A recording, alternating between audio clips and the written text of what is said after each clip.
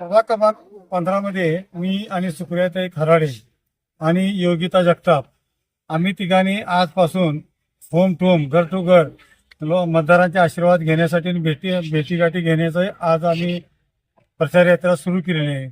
तर न भूतो न भविष्यती याचा प्रचंड लोकांचा प्रतिसाद आम्हाला मिळत आहे आणि लोकांचे आशीर्वाद मिळत आहे। लोक म्हणतात 100% आम्ही तुमच्या पाठीशी आहे आणि शांततामय आणि सहजीवनासाठी येणाऱ्या काळात आणि ह्या भागात तुम्ही केलेला विकास, कराड शहर हे 3.5 किलोमीटर चौरस गाव आहे आणि हद्दवाडीचा भाग 6.5 किलोमीटर चौरस किलोमीटर हद्दवाडीचा भाग आहे। एवढ्याशा तुम्ही एवढ्या मोठ्या 6.5 किलोमीटर एरियामध्ये तुम्ही एवढ्या प्रचंड आतापर्यंत काम केलेलं आहे।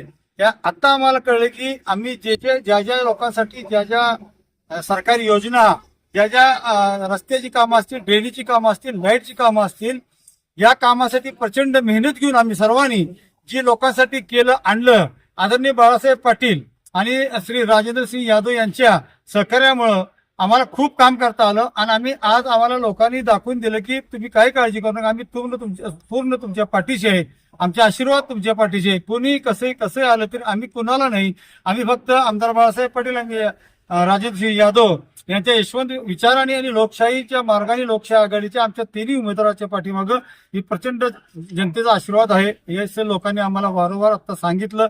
आम्ही खूप उत्साहित आणि आनंदी आहोत। आम्ही केलेल्या कामाची पोच ही जनता जनार्दन आम्हाला आशीर्वादाच्या रूपाने देत आहे, याचा अभिमान आणि आनंद आहे। मी सुप्रिया तुषार खराडे, वॉर्ड क्रमांक 15 मधील अधिकृत उमेदवार क गटातून मी आहे।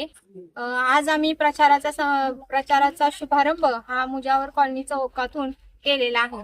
ही पदयात्रा करत असताना आम्हाला लोकांचा खूप छान प्रकारे प्रतिसाद मिळाला। आम्ही जे काही कार्य केले, पंचवार्षिक असो आणि मधले काही 4 वर्ष असो, यामध्ये जे काही कार्य आम्ही केलं त्याची खरोखर इतकी छान म्हणजे आनंददायी पोचपावती आमच्यापर्यंत पोहोचलेली आहे। आणि महिलांचा प्रतिसाद कसा आहे तुम्हाला? महिलांचाच प्रतिसाद खूप उत्तम आहे, कारण आम्ही घर टू घर महिलांशीच चर्चा करत आहे आणि त्यांनी पण आम्ही जे कार्य केलं त्याच्याबद्दल म्हणजे कौतुक केलेलं आहे। नागरिकांच्या काय समस्या आहेत, काय सांगण्यात तसं काय? नागरिकांच्या समस्या म्हणजे कसं झालंय, आता पाऊस हा 6 महिने कंटिन्यू पडत असल्यामुळे जे आपण रस्ते केले त्या रस्त्यांमध्ये आधेमध्ये खड्डे पडलेले आहेत आणि जरा रस्त्यांची दुरावस्था झालेलीच आहे, हे आम्ही पण मान्य करतो। पण हे आम्ही याच्यानंतर हे सर्व कामं आम्ही परिपूर्ण पद्धतीनं करू असे मी सर्वांना आश्वासन दिलेले आहे। ओके.